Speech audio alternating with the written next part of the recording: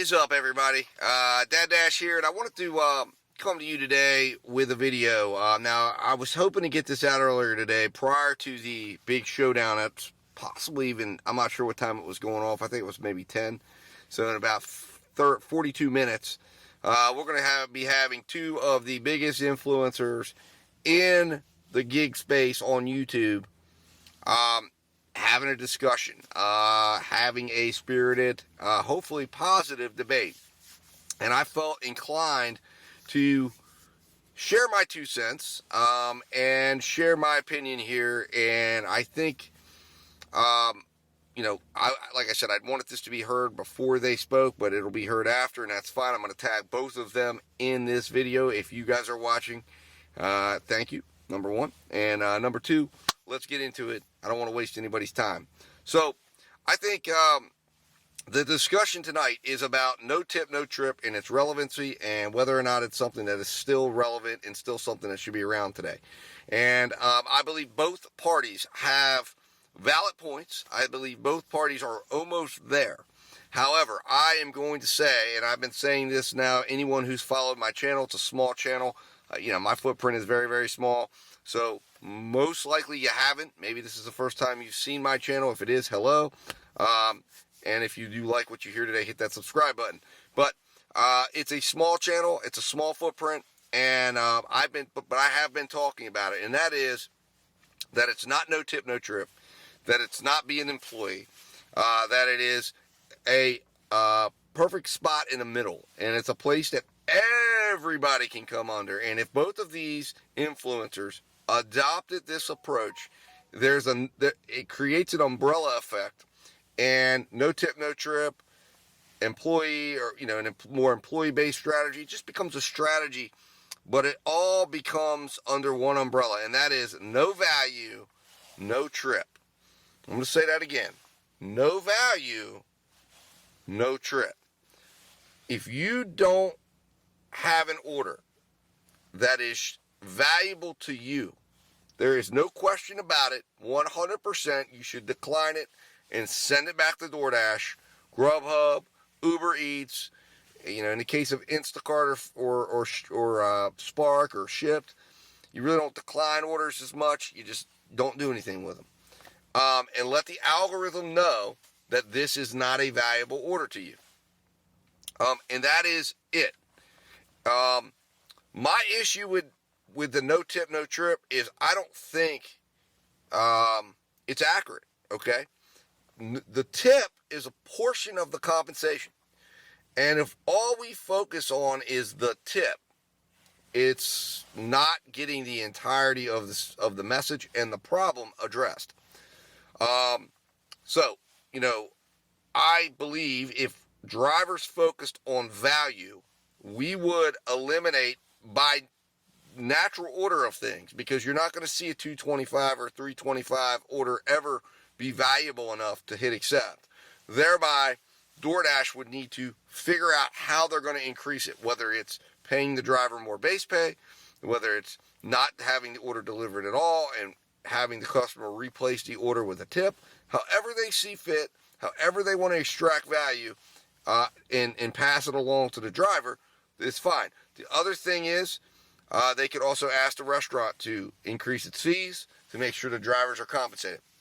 The big issue I see when we talk about driver compensation is we miss the very important point that the customer is not responsible entirely to compensate the driver. That is my issue with NoTip, NoTrip. We don't work for the customer technically. Okay, this may come as a surprise to you. The customer is the customer of the restaurant. They're not our customer. Although we are working on behalf as an agent of the restaurant, but ultimately the customer, in the instance of a food delivery, is a customer of the restaurant. We are working for the restaurant, okay, as an agent of the restaurant, delivering food to the customer of the restaurant. Now, it has become it's always been customary that a gratuity be left to the employee of the restaurant, or in this case, the independent contractor who's operating on behalf of the restaurant for a period of time, to leave a gratuity for that person who is expending their time, labor, and effort to get that order from the restaurant to their home, and to do so with the care and concern and the appropriate representation on behalf of the restaurant that the restaurant is asking you to do. But the problem with NoTip, NoTrip is that we don't work for the customer. Thereby, it is not the customer's responsibility to be responsible solely for our compensation. So when we call them clowns and yell at them and get mad at them and get our ire up at the customer, that is mistaken. If you go back in time, if you talk to any delivery driver that's been around for years prior to the apps, okay, and if you talk to them, they will tell you that in the past, you worked for the restaurant. You got an hourly rate. You got expense reimbursement. I mean, look at Domino's. It's the same type of situation that you have over there. And then you got a gratuity if the customer left you one. You worked for Domino's. You did not work for each individual customer, okay? Or you worked for whatever restaurant it is that is offering food delivery to their customers, all right? That has not changed. Now, DoorDash and Grubhub, although Grubhub, I think, does a great job of representing food delivery to a degree, although it's still not perfect and it's still withholding some information that is pertinent to us as drivers. But DoorDash has gone out of its way to blur the picture for the driver, for the customer, and for the restaurant. The restaurants are paying a hefty fee to DoorDash for this service.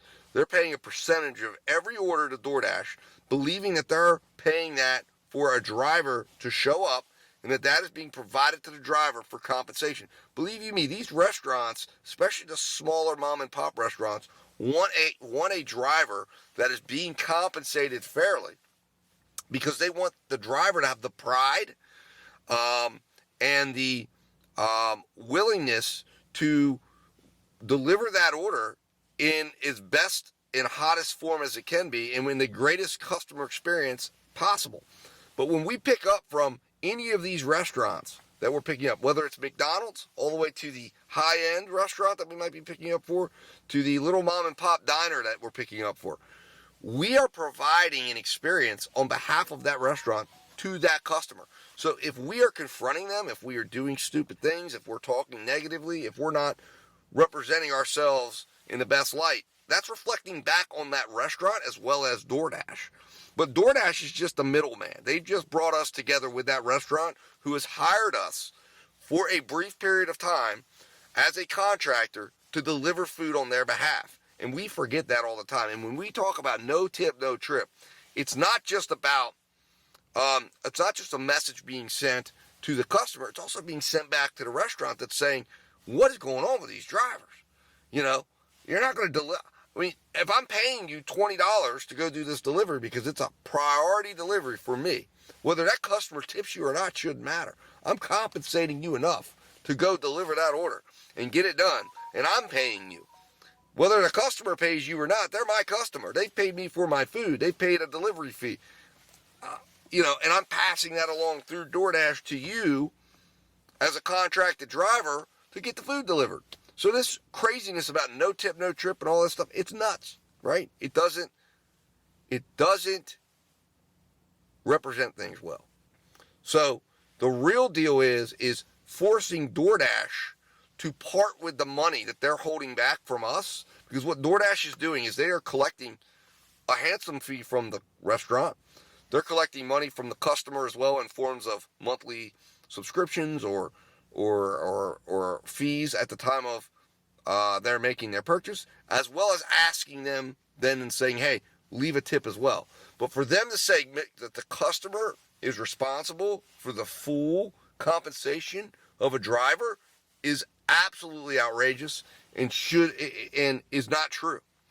And we need to hold DoorDash accountable with our decline button by saying, hey, if this order doesn't have value, we're not delivering it. Furthermore, once we move into a value-based approach, and we all agree, and if these two very important influencers would agree, that no value, no trip is what it is and is the way to do this, then we can begin the process of helping teach drivers what a valuable order is and what a valuable order isn't, and how they can calculate value. And we can get into the debate of exactly how we should reflect value and how we should determine an order's value, whether that's based on an hourly basis, whether that's based on just what the driver wants to earn, whatever it is. Let the debate begin. But we can't do that until we agree that value is it. We determine how to calculate value. I believe you should reflect it out on an hourly basis. How does that order value out over an hourly basis?